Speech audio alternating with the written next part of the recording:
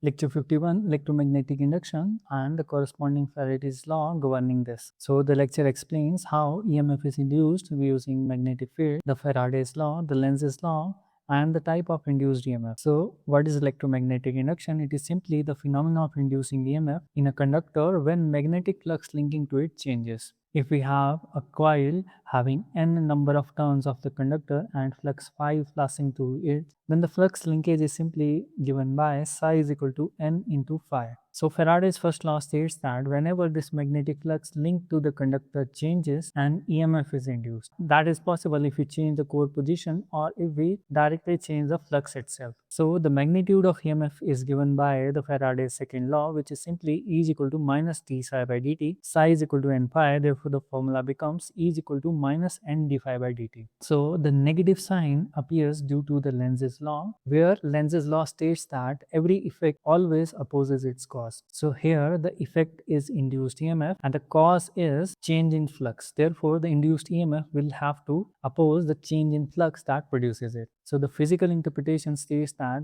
this phenomena ensures the conservation of energy. So let's see the animation to further understand it. So we have a 3-turn coil from which a magnet is passing through. So since the magnet is moving, therefore the flux linking with the coil is changing as the magnet is moved. This flux linkage is producing the EMF, and if we increase the number of turns, the EMF will increase, and also if we increase the speed, the EMF will increase as shown in the value.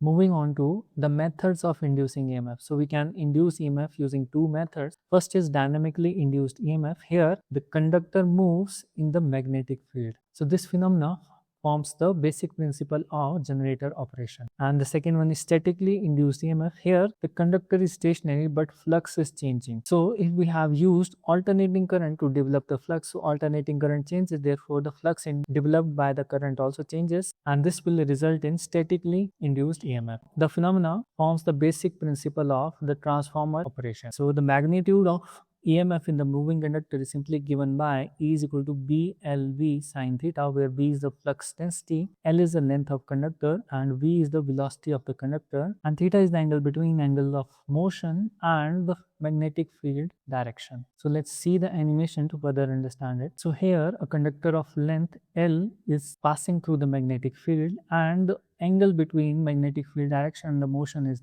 90 degree. Therefore, the EMF induced will be maximum. So if we increase the magnetic flux density, the EMF will also increase. Similarly, if we increase or decrease the length, the EMF will also change. And velocity will also have a direct effect on EMF induced. And finally, the theta, that is angle between motion and the magnetic field, if it changes, the EMF induced will also change. It will be minimum when the theta is 0. Now there is no flux cutting action, therefore the EMF will be minimum. And if we move it to the 90 degree, so now the flux cutting action will be maximum, therefore EMF will be maximum. Now the energy conversion, that is from mechanical to electrical, that forms the basic of electrical machine generator, and the conversion from electrical to magnetic to electrical forms the basic of transformer operation. So it is shown like this. The dynamically induced EMF forms the basic of generators, the statically induced EMF forms the basic of transformer, and this electromagnetism is also forming the basic of induction motor, where electrical energy is converted into mechanical energy.